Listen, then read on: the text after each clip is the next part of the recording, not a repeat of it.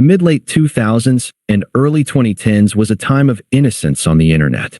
The worst thing you could find online was some chain email that insisted that you would go to hell if you didn't send it to at least 5 people, shock images, or some foul-mouthed flash video from Newgrounds. We hadn't yet discovered post-ironic humor or meta-ironic humor or post-meta-ironic humor. Advertisers and social media platforms hadn't quite figured out how to perfectly curate our feeds to monopolize our attention, and our online reach was larger than our immediate friend group. But we didn't have to live in fear of being torn apart by Twitter mobs and our YouTube or Twitch channels getting demonetized. In this fertile crescent was a prosperous city-state called Myspace.com, which gave birth to a golden age society known as Scene Kids. If you were around back then, at some point in the mid to late 2000s you saw teenagers walking around with swoopy, straightened hair, occasionally spiky in the back or with striped or neon extensions with extremely tight jeans, studded belts, and shirts with neon cartoon monsters on them and excessively blinged out MySpace profiles with neon tiger stripes and Hello Kitty stickers saying RAR XD and listening to music with auto-tuned vocals, screaming, and dance synths and thought, what the fuck is going on here? And if you weren't around back then, you've probably seen people try to recreate the fashion on TikTok, or maybe you visited the r/scene subreddit speculating about what it was like to actually be a scene kid while hearing late millennials, unlike the sad, wistful older millennials, talk about how MySpace was the peak of social media. You might even listen to scene-inspired artists like Aisha Erotica or Barely Human. But as someone who actually was a scene kid back, then I'm here to say, you damn kids need to learn some respect for your elders. No JK, JK, JK, LOL, OLOL. This is a one-and-done video aimed at passing on the knowledge I have from my time actually being a scene kid. You see, I'm old and senile now, and it's time to impart my wisdom on future generations before I forget entirely and buy a condo in Florida. Let me be clear, I'm not out here to yell that you're not doing it right.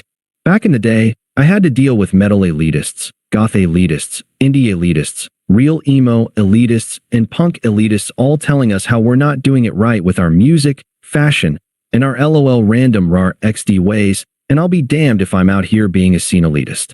We'll laugh, we'll cry, we'll PC for PC, and by the end you'll be begging me to shut up, but I'm here to tell you everything I experienced as a scene kid, which is essentially the entire history of the scene movement from beginning to end, because I was around for most of it. But thankfully, I dipped before the denim vest undercut comb-over look became a thing. Scene was a combination of music, fashion, and a way of behaving online and IRL, although some people only dressed scene, and some people only liked the music associated with scene, but didn't dress scene. Here, I'm defining scene music as whatever me and my friends were listening to at the time. But more on that later. And it's difficult to say exactly who did it first, but I don't think it's as difficult to say who did it first in such a way that it changed the fashion and music taste of kids just discovering social media almost overnight. In 2003, you didn't really see kids dressing and acting like scene kids.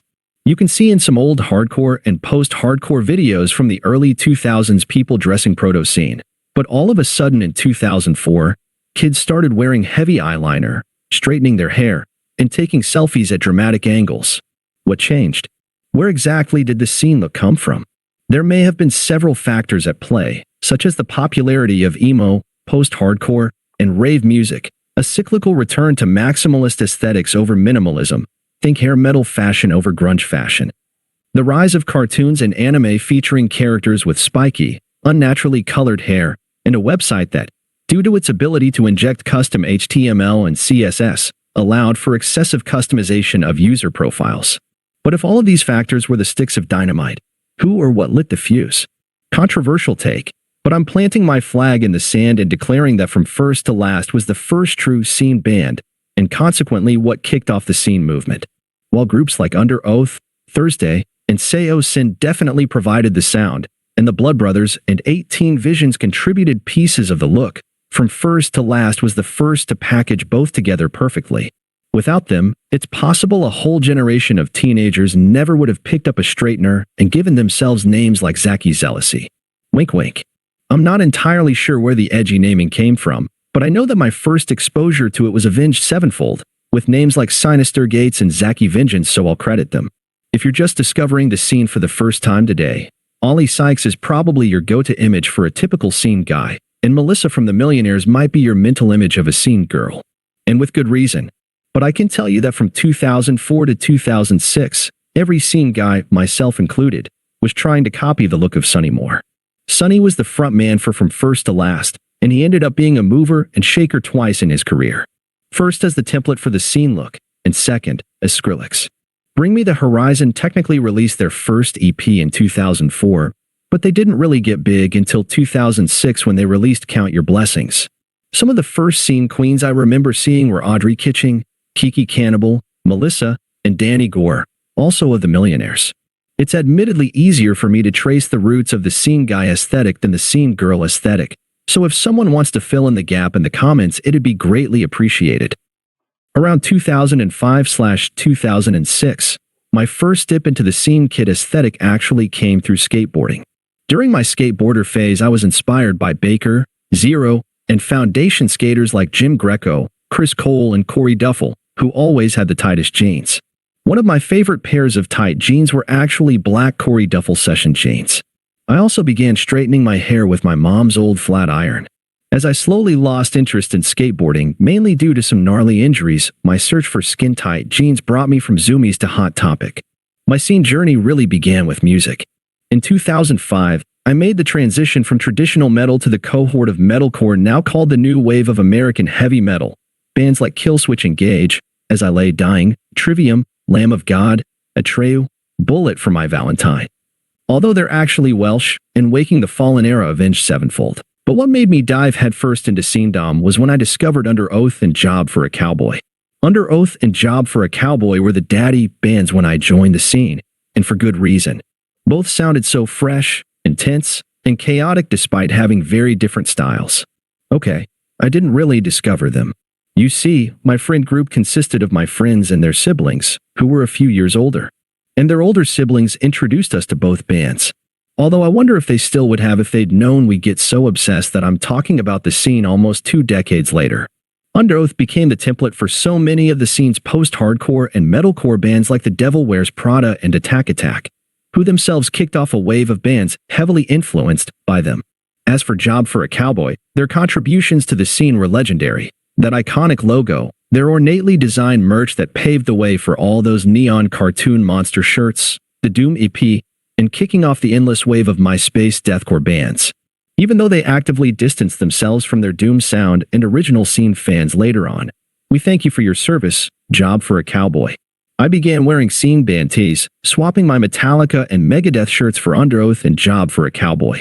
Although I did keep my Slayer shirt, they were simply too iconic to toss. I also wore tight jeans with a button-up white dress shirt over band tees. Sadly, those pictures have been lost to time. Not sure how many scene points I lost for having a white button-up.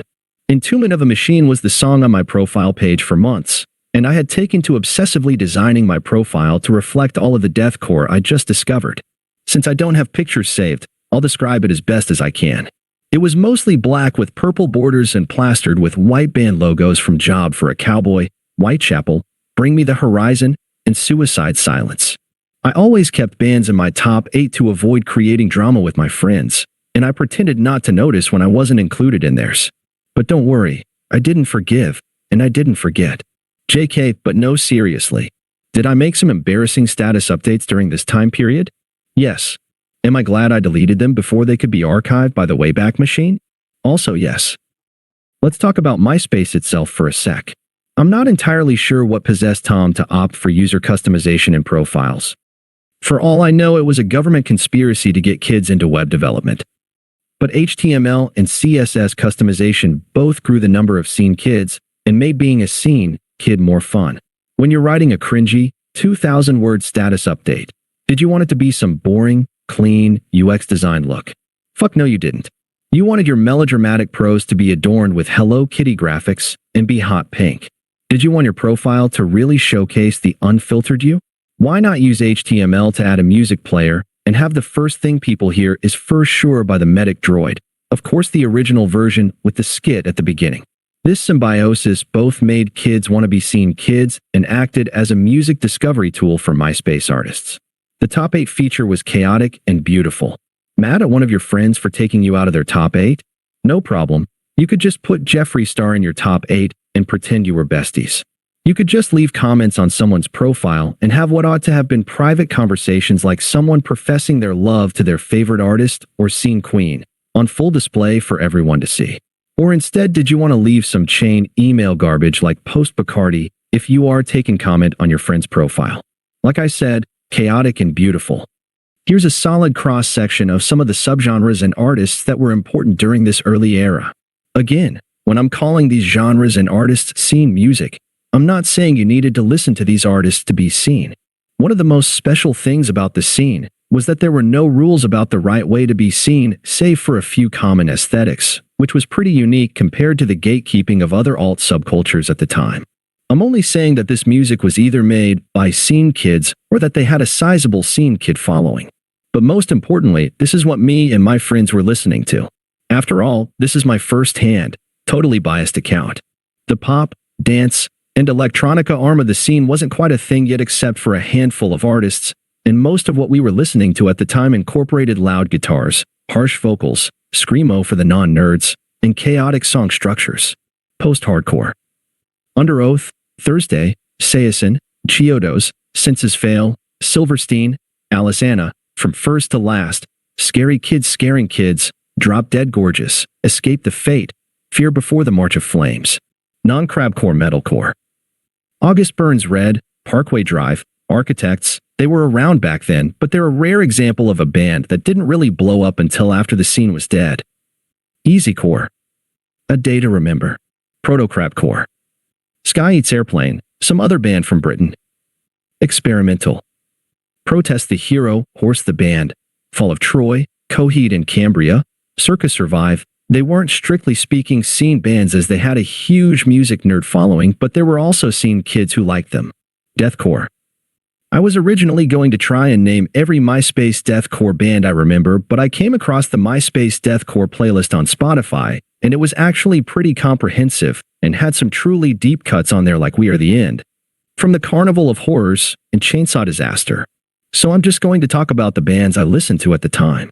Job for a Cowboy, Whitechapel, Bring Me the Horizon, Carnifex, Suicide Silence, Chelsea Grin, Born of Osiris, Elysia, Knights of the Abyss, The Irish Front, Dance Club Massacre, Dr. Acula, I Ate Everybody, With Blood Comes Cleansing, Jerome, Oceano, Emmure, Attila. They didn't get big until later, as Blood Runs Black, Impending Doom, I Declare War, Annotations of an Autopsy, Waking the Cadaver, Salt the Wound, Veil of Maya, Beneath the Massacre, Winds of Plague, Arsonists Get All the Girls, Mathcore and Cybergrind. You might be asking Zaki, WTF are Mathcore and Cybergrind? Cybergrind at the time had a lot of overlap with deathcore, but it had the addition of instruments programmed in FL Studio, then called Fruity Loops, while Mathcore turned the chaotic song structure elements to the max. Basically the scene's answer to the Dillinger escape plan. It's possible you've seen the heavily memed music video Surrounded by Silence from Design the Skyline. They would be considered a mathcore band. We came with Broken Teeth, The Number 12 Looks Like You, See You Next Tuesday, I Wrestled a Bear Once, Gangistron, Hello Kitty Suicide Club, Heavy Heavy Low Low, Gutted with Broken Glass, The Tony Danza Tap Dance Extravaganza, Bubblegum Octopus, Psyopus. These artists have largely been lost to history, with almost none of them ever getting particularly big, with the exception of maybe Gangistron and I Wrestled a Bear Once. But me and my friends were obsessed with We Came with Broken Teeth and The Number 12 Looks Like You, and it's my sworn duty to tell you about these bands to keep their memory alive. Electro-pop and proto-crunkcore. Hello Goodbye, The Medic Droid, Jeffree Star, Hollywood Undead. Metalcore, new wave of American heavy metal, or NWOM. These bands weren't exactly scene bands, but they were a gateway to modern heavy music for a lot of kids, myself included, that later led us to discovering scene music. Early Avenged Sevenfold, Killswitch Engage, As I Lay Dying, Trivium, Atreyu, Bullet for My Valentine, Lamb of God. Around 2007, early scene icons were starting to vanish into the ether, while new scene queens and kings took up the mantle, like Melissa Green and Ollie Sykes. Since we're talking about Ollie Sykes, Bring Me the Horizon brought a whole new wave of kids into the scene. Plus, new subgenres like crabcore, crunkcore, and acoustic pop. Think Never Shout Never and his many clones. Made the scene feel like a fresh explosion of youthful creativity by kids who didn't know what the rules were and didn't care. The look got even more colorful during this period with striped and neon hair extensions, candy bracelets, and neon cartoon monster merch. This was scene culture at its most vibrant and diverse. The scene was starting to get noticed by, if not mainstream news outlets, that next level down like MTV and alternative magazines like Revolver and Alternative Press. Chris Drew and neon pop punk bands were on MTV reality shows like Silent Library. Warped Tour, which previously was a mix of mostly pop-punk artists with a few post-hardcore acts, went all in on post-hardcore, metalcore, and deathcore lineups, screamo for the non-nerds. There was even crossover between Myspace and soon-to-be mainstream artists.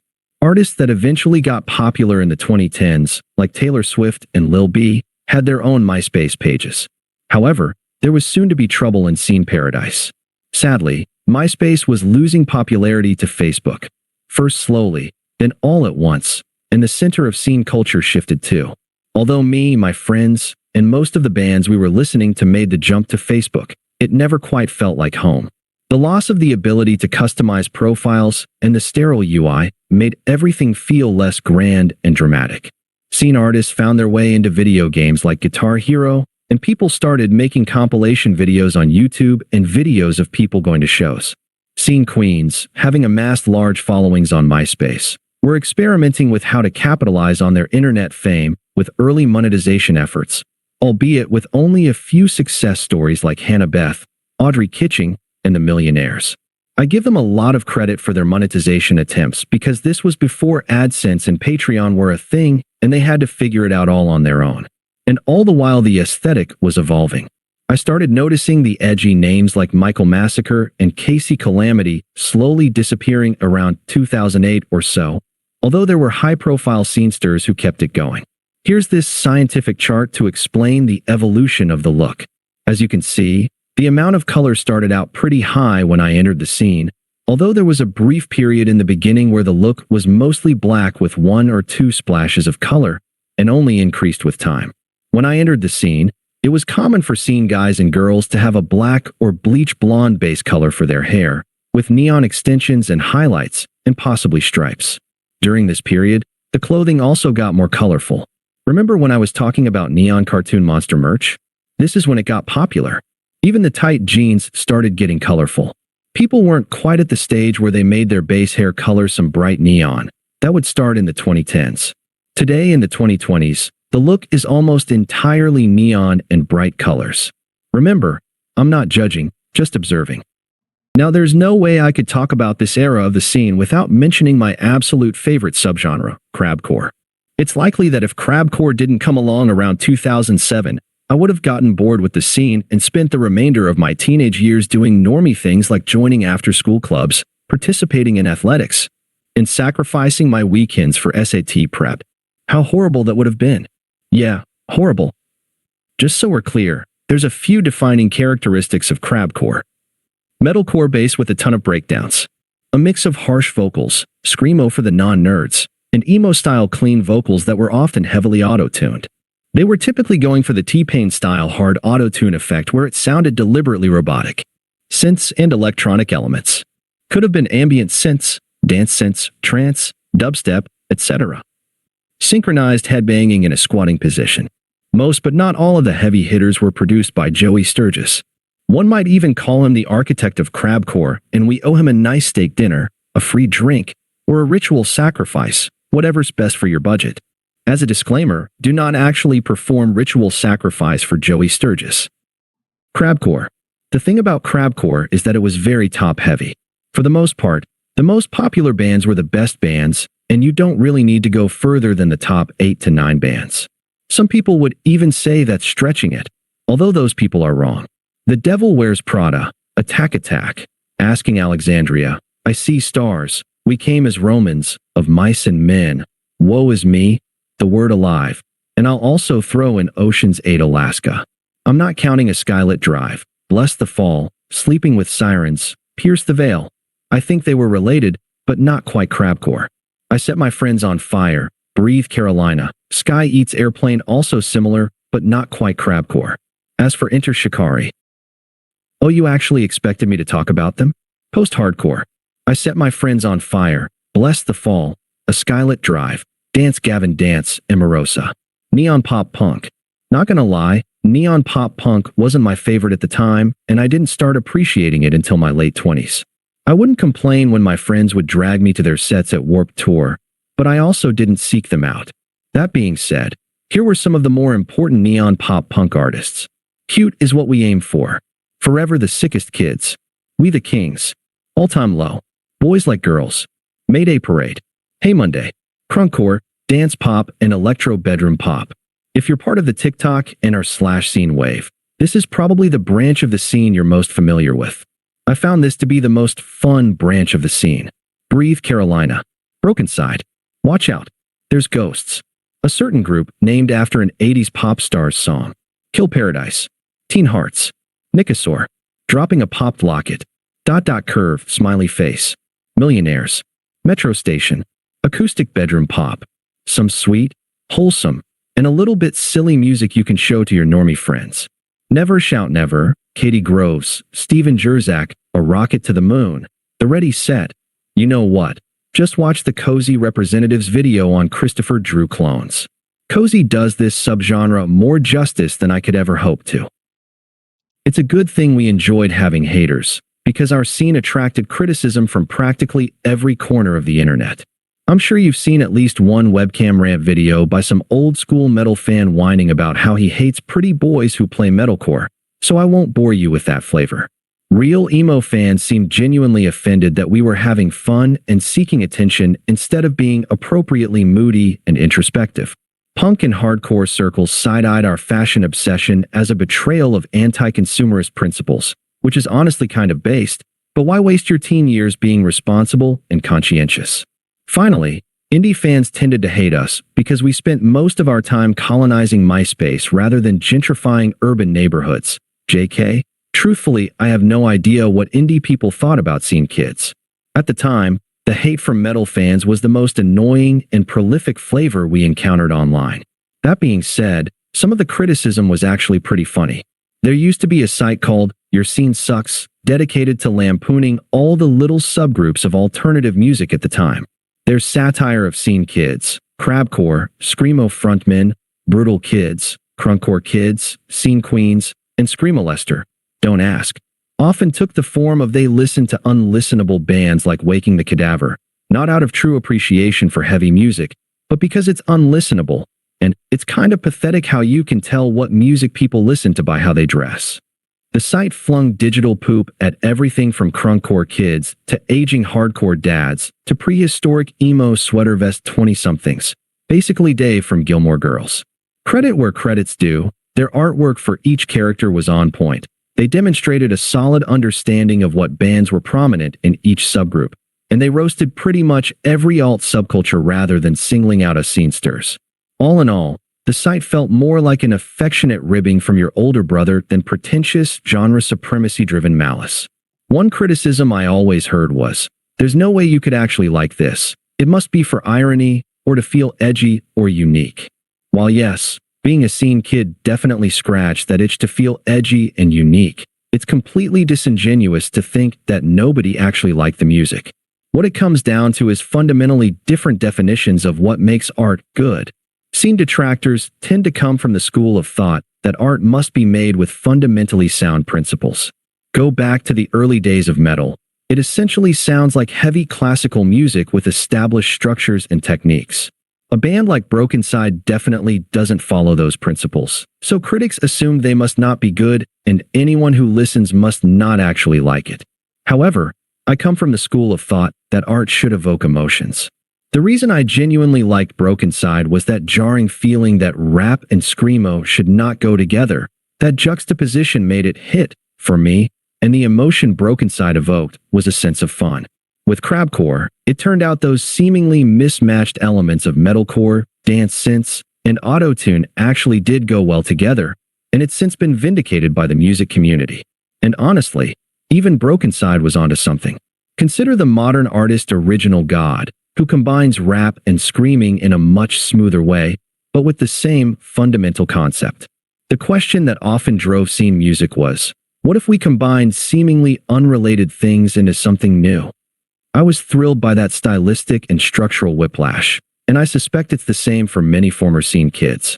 It's why some people can listen to Chiodos and think it's a jumbled mess while others get excited by having no idea where the song is going. TLDR, genre purists tended to be order people and scene kids tended to be chaos people, and I don't think the two groups were ever capable of understanding each other. Both approaches are valid, but they're speaking different languages. So what was I doing during this period? I stopped being heavily active on Myspace around the end of 2007 and focused most of my attention on IRL pursuits. Going to shows, going to Warped Tour, adding new pieces to my scene gear, trying unsuccessfully to audition for local metalcore bands, getting rejected by scene girls, eventually dating scene girls, regretting dating scene girls, definitely not partying while underage, watching my first scene friend group break up and their older siblings that had brought us into the scene move on, finding a new scene friend group, doing sillier and less destructive things with said friend group like going on citywide scavenger hunts, going to free shows downtown, regretting going to free shows downtown, making art, and posting skits to YouTube. The friends I made during this time period ended up being a little more well-adjusted than my first scene friends, which helped me steer clear of the more destructive path I was initially on. Although in fairness to my first scene friends, they were good friends. Well, most of them, who also helped me steer clear of even worse paths I could have gone down because several of the friends I had prior to being a scene kid went on to become career criminals. No, seriously. I do regret not taking more pictures during this time period and not taking screenshots of my Myspace profile before Myspace took away the ability to customize profiles around 2010 in a vain effort to compete with Facebook. But in a stroke of good fortune, my friend deleted the YouTube skits. My fashion choices were also evolving, mainly due to scene merch and skinny jeans getting more colorful. To make sure I always looked fresh, I kept my straightener at my friend's house because they lived a block away from school, so I could walk there before the school day started and straighten my hair. I'd also use gel to spike up the back, like this. I never bought eyeliner, and I only wore it when one of my friends would offer to do it for me. Here's something that's been lost to history.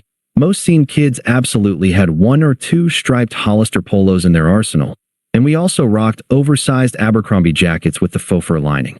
Later on, I also started wearing a pair of shutter shades, which were for social gatherings only, because I found out the hard way that it's dangerous to walk around with deliberately restricted vision.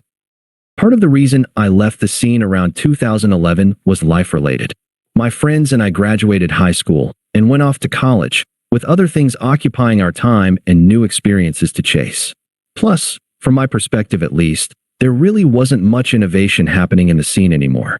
Bands like A Day to Remember and Asking Alexandria were almost like the last movers, where every band that came after was trying to copy them as much as possible, with some exceptions like progressive metalcore act volumes. I can point to a specific moment when I was like, yup, they're out of ideas, and it was when I saw the music video for Apology rejected by these hearts. Fashion-wise, the neon cartoon monster merch was disappearing, giving way to impact font slogans, and the colorful swoopy hair was slowly being replaced by the accursed comb-over fade look, with a few notable holdouts, who began turning up the neon. Remember my super scientific chart from earlier? While I thought the increasing amount of color was a cool addition to the look, I think I was sadly just getting too old for it. This is me from spring 2011, one of the last times I was in full scene gear. You can tell by my shorter, only slightly swoopy hair I was ready to be done with the scene. Like all good things, it had to come to an end, but what a ride it was. Ultimately, I had no regrets about leaving the scene when I did and never felt like I missed much. It's interesting after the fact to read about the rise and fall of people like Brian Stars and my digital escape. As I was over the scene around the time they were active, I never knew about Brian Stars or my digital escape until I started consuming scene content again a decade later. But Johnny Gilbert seems like a cool guy with a good head on his shoulders. Post-hardcore, metalcore, deathcore. Although bands like Black Veil Brides, Memphis May Fire, Pierce the Veil, Sleeping with Sirens, Attila, Falling in Reverse, Ice Nine Kills, and Motionless in White got popular from 2012 to 2015, the scene had been in a steady decline for almost half a decade, and these bands were essentially the last wave, through no fault of their own. No song sums up the end of the scene era more than Breathe Carolina's 2014 song Sellouts, which was an anthem for turning the page on this once vibrant subculture. I said I was done with the scene by this point, but that wasn't 100% true. In early 2012, I was going through some personal issues and happened to see that I See Stars' Digital Renegade album had just come out. I went and got the album and I played the hell out of it despite no longer being a scene kid. I'm not going to spout nonsense about how that album healed me, but it did allow me to feel like myself again for 30 minutes at a time, which was one of the things that helped me eventually claw my way back to normal. So I'll always love this album, and I'll always be grateful to I See Stars for creating it. It makes sense in hindsight that I See Stars were one of the original crabcore bands despite having a delayed start, because in the end, they were the ones who stayed truest to the sound and what the scene meant even after the movement was over. The hidden gems you should definitely check out. Drop Dead Gorgeous. Messy, chaotic, intense, with screaming that actually sounds like, well, screaming, rather than some professional-sounding, technically perfect false chord or fry scream. Scary Kids Scaring Kids. Their second album was popular with some of my friends, but I like their debut album The City Sleeps in Flames. For a bunch of teenagers, they actually managed to talk about social and political issues in a mature, nuanced way. Tracks like The World as We Know It and Drowning You in Fear were from 2005, but they could have just as easily been talking about the 2020s. The Medic Droid. I don't think there's a single artist that sums up the scene era better than the Medic Droid. Their song For Sure, of course the original with the skit at the beginning, highlights the fun, vulgar, immature, attention-seeking attitude of scene kids. It's a shame they were only active for a couple years before breaking up and releasing so little music. But on the other hand, that I'm here for a good time, not a long time attitude is part of what made them scene legends. Elysia. I don't know what was in the water in Shingle Springs, because OMG these guys came out of nowhere, released one of the best deathcore albums ever, Masochist, and disappeared just as quickly. Brutal, pissed off deathcore that hits hard without getting too technical. Just keep in mind that their song Incinerate was infamous at the time for reasons probably best left unsaid. The Irish Front. Another deathcore band that took the scene by storm and vanished after a few years. Their brand of deathcore was heavy, unpredictable, and goofy as all hell. Check out their Eating Stuff EP with songs Boom Snap Clap and Rice Cakes to understand what was so special about these guys. Watch out. There's Ghosts. Fronted by Jordan Blake, R.I.P., originally of a Skylit Drive. Dance pop with an almost retro-futuristic vibe. You know what I'm talking about, like the kinds of sounds that sounded futuristic in the 80s, while still retaining the screaming that tells you it's a scene-era project. Basically, they're like Breathe Carolina if you made them less EDM and more retro. But Zaki, you said that crabcore was your favorite, so why don't you have a crabcore hidden gem? Sadly, I can't really say there's any hidden gems in crabcore due to the top-heavy nature of the subgenre. I previously gave you some top-shelf barrel-aged crabcore, but if you absolutely want more, here's some sus crabcore moonshine to tide you over. You can check out Abandon All Ships. That's outrageous. Edestria. Us, from outside. The Captain Hates the Sea. Make Me Famous. I think if I'd kept being seen well into the 2010s, I wouldn't be able to look back fondly on it now. I needed a long cooling-off period and to live life a little bit. As far as my music taste went, after I was done with the scene, I got into internet rap, like Childish Gambino, Odd Future, Chief Keef, Lil B, and Young Lean. Then for a few years, I just listened to whatever pop and rap was on the radio. It wasn't until Lil Uzi Vert, who was heavily influenced by rock, came out that I even began to think about alt music again, and then Lil Peep, XXXTentacion, and Juice WRLD, who was a fan of Escape the Fate and The Devil Wears Prada by the way, started giving me a feeling of nostalgia for that era. It wasn't until 2019, when I found myself with a little extra time on my hands, that I finally consumed a piece of scene content again. It was an article about how the Millionaires paved the way for Kesha. I then discovered some content creators who became my plug for newer artists like Shinigami, Fat C, and 93 Feet of Smoke.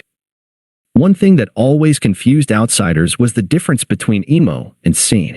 Some might even say they were the same thing, and that there was no such thing as scene kids. But I believe this difference was real and mattered because much of the criticism aimed at emo culture like glorifying depression and self-harm, didn't really apply to scene kids. We were more likely to act wild online, do random things for attention, put excessive effort into our appearance, and occasionally party too hard. Where emo ended and scene began is difficult to pinpoint. My Chemical Romance was firmly an emo band while Bring Me the Horizon was definitely scene. But both groups had straightened hair and wore tight jeans, so to outsiders, we looked basically the same. In a world where people constantly conflate emo with goth, but rock and metal, the distinction between emo and scene probably seems insignificant. But if we're going to overanalyze this, and of course we are, I'd say scene kids were generally less in their feels and more expressively outward. We tended to be more snarky, vain, and yes, a bit egotistical, or maybe that was just me. It's also my entirely unscientific observation that former scene kids were more likely to grow up to be normies than former emo kids. That loud, attention-seeking energy often translated well to professional environments, oddly enough. What are some of my friends doing now? We have financial professional, sales, technical recruiting and product manager on the normie side, and freelance photographer, freelance graphic design, and roller derby team member on the non-normie side. But as always happens, once we enter the nostalgic era of a subculture, these distinctions start to fade. The When We Were Young festival mixes pop-punk, emo, and scene bands from the mid-2000s to early 2010s without discrimination. Today, if you call yourself an elder emo, you could have belonged to any of these subcultures, and that's perfectly fine. We're all united in our shared experience of that unique cultural moment, however we expressed it. I'll keep this part brief, and I considered leaving it out because it's been talked about by other creators and media channels extensively. The scene kid aesthetic had an influence on SoundCloud and emo rapper drip and hyperpop, and elements of the scene kid fashion can be seen in today's alt kids, and there are even two separate scene revival movements centered around TikTok and the r/scene subreddit. I'd say it's made up of a small percentage of former scene kids and a group of kids just discovering the scene for the first time. I think it's cool how the youth movement has pushed the aesthetic. It's like you guys have turned up the color saturation and accessorizing to the max. It's also interesting how scene queens were the aspect of the scene that had the most staying power, to the point where some scene revivalists seemed to believe that they were the full extent of the scene. Don't get me wrong, scene queens were hugely influential in the scene and often pushed the aesthetic and invented a lot of the online behaviors and lingo. But they were only a small part of the scene and didn't play a huge role in our day-to-day lives. Although my friend's older brother was dating a minor scene queen at the time, and that probably did have some influence on our fashion and the bands we listened to. So maybe the scene queens really did run the entire culture. There are modern scene-inspired artists like Reverent, Barely Human, Aisha Erotica, If I Die First, and See You Space Cowboy. Some former scene artists have had second acts to their careers, like Johnny Frank from Attack starting Bill Murray. And two scene giants, Underoath and Bring Me the Horizon, have managed to survive and thrive in the new Gen Z music world. I'm not surprised Underoath has managed to stick around. They were one of the originators of the scene, and their album Defined the Great Line peaked at number 2 on Billboard. But 2006 me would have been shocked that Bring Me the Horizon was the band that would be the most relevant today. Don't get me wrong, I thought Count Your Blessings and Suicide Season were awesome, but I don't think anyone saw it coming that they would keep evolving their sound, and even incorporate modern sounds like hyperpop and salt pop, and be beloved by millennials and Gen Z alike. If I had to say how it was that Underoath and Bring Me the Horizon were the two that stuck around, it's that they were always the ones chasing new sounds, ahead of the curve, never making the same music twice. Although there are some people who believe it's actually because Underoath and Bring Me the Horizon sold their souls to the Illuminati. Wait, what? Let's look at Jeffree Star's old Myspace page and consider his intro, This World Needs Me. The way we talked back then was taken by some to be cringe and edgy. We embraced hyperbole, self-aggrandizement, and dramatic declarations with complete sincerity. Our lack of self-awareness and irony would be out of style today, but that same unfiltered earnestness let us go all in on our edginess and vanity without second-guessing ourselves. We didn't yet have a new generation looking back on us critically, and we were essentially the first generation of kids to have a digital footprint that documented our every fashion choice and emotional proclamation. There was no blueprint for how to navigate teen identity in the digital world. When platforms like Myspace and Photobucket began hosting our heavily filtered selfies and melodramatic bulletins, we We were pioneers in online self-expression, for better or worse. Now, as you're looking at pictures of scene kids, you may be wondering, if this was a way for teens to express their individuality, why do they all look the same? Why do they all dress the same? Why do they all like the same bands? And you'd be right to question that. Thing is, members of a counterculture converging on the same aesthetics, music tastes, and even language is a problem common to all countercultural movements. You can see it in the late 1800s dandies, you can see it in the 1960s with the hippie movement, and you can even notice it with today's alt kids. The sad truth is, true individuality is rare, and true individuals are often ostracized and live on the fringes of society. Think of the French poet Arthur Rimbaud. All that to say, whether or not we were actually being individuals is beside the point. What's important is that being Myspace scene kids made us feel like individuals. Many former scene kids, once they moved on, tried to obsessively erase their scene kid past, looking back with embarrassment and shame, which I think is the real shame. I'm not saying growth isn't important, but sometimes it's essential to honor previous versions of yourself. Those cringy status updates and those neon outfits resonated with us at the time because that's how we genuinely felt. That authenticity, however unrefined, had value. Take Nicasaur, for example, a scene icon, not necessarily celebrated for musical excellence. I sometimes show my significant other, who is a pop girly through and through, old scene artists, and while she enjoys Never Shout Never and Katie Gross, she absolutely cannot stomach Nicasaur. She thinks his music is a little too in your face. I can look back now and say, wow, Nicasaur wasn't all that polished, but I deeply respect how DIY he was. Myspace bedroom pop wasn't about technical perfection or industry polish, it was about creating something from nothing with the limited tools available. The entire scene thrived on this DIY ethos. Kids with basic digital cameras, pirated Photoshop, and affordable recording equipment were creating their own music, fashion, and online personas without waiting for industry validation or a stamp of approval from existing alt subcultures at the time. Looking back, I think this independent spirit was actually one of the most valuable aspects of the scene. Before TikTok algorithms and YouTube sponsorships, scene kids were building audiences and creating content simply because they wanted to express themselves, not because they were chasing metrics or monetization. So was being a scene kid cringe? Absolutely. And that was the whole point. Looking back, I wouldn't change a thing about those neon extensions or dramatic eyeliner. If there's one thing you should take away from this video, it's that you should have the courage to be cringe. In an age where everyone's afraid of being judged online, maybe we could all use a little more of that scene kid energy. That willingness to be too much, to feel everything intensely, to express yourself without apology, even when the haters come for you. Especially when the haters come for you. The scene era wasn't just a fashion statement. It was about finding your people and creating spaces where you could fully be yourself in all your excessive, emotional, experimental glory. I'd love to hear about your scene kid experiences in the comments. Were you there? What artists did you listen to? Do you still have your old Myspace photos? Let's reminisce together. If you're new to scene culture, what surprised you the most? Did I make you want to check out some of these forgotten bands? Or did Grandpa bore you to death with the back in my day routine? Thanks for taking this journey back to the era of excessive eyeliner and PC for PC with me. Until next time, RARXD.